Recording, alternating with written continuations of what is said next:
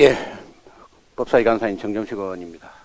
민주당은 어제 오전에는 김국 의원총회를 통해서 내놓은 국회의원 일동의 규탄문에서 김용부 의원장에 대한 검찰의 수사와 민주연구원에 대한 압수수색 시도를 두고 떨어질 대로 떨어진 국정 지지도를 만회하고 윤석열 대통령의 유일한 정적인 이재명 대표의 정치 생명을 끊겠다는 의도가 분명하다고 주장했습니다.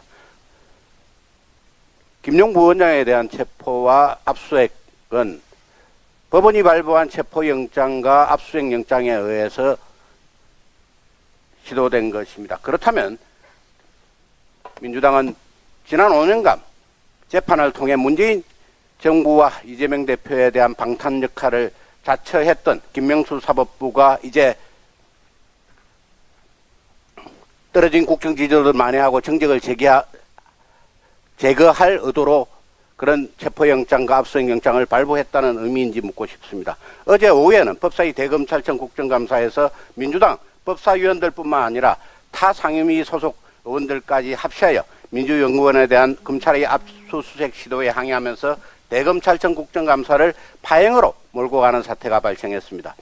민주당 법사위원들은 국정감사에 불참하면서 기자회견을 통해 다음과 같은 4가지 참석 조건을 제시하였습니다. 첫 번째는 민주당 당사의 압수수색 중지, 두 번째 윤석열 대통령과 한동훈 법무부 장관의 사과, 세 번째 이원석 검찰총장의 사퇴, 네 번째 검찰 수사팀에 대한 문책입니다. 민주당이 제시한 조건들에 대해서 한 말씀 드리고자 합니다. 첫째, 압수수색 중지를 그토록 강조하는 진짜 이유를 민주당은 먼저 밝혀야 할 것입니다. 이재명 대표의 최측근인 김용 민주연구원 부원장이 유동규 전 성남도시개발공사 본부장 등으로부터 대선 불법 자금을 수수했다는 정황은 장소까지 세세하게 거론됐을 정도로 굉장히 구체적입니다.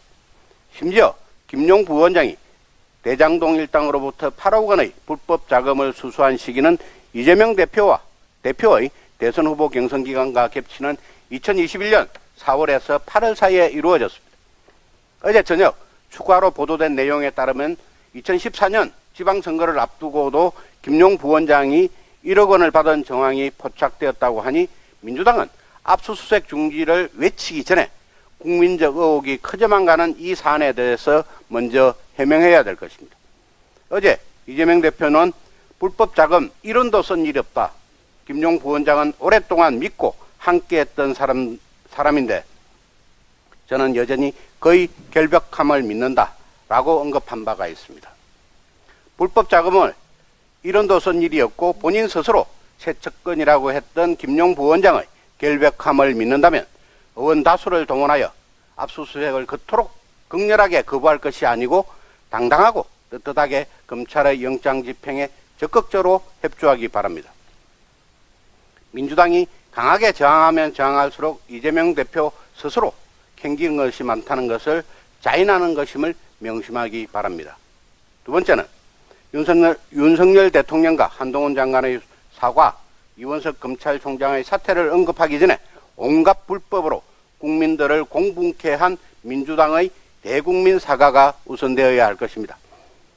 부정부패 척결을 위한 검찰의 노력에 정치보복, 야당 탄압 운운하며 범죄를 억지와 억측으로 덮으려는 시도를 멈추고 하루빨리 진상규명을 위해 협조하는 것이 민주당이 국민들께 신뢰를 받는 길이라는 것을 강조합니다.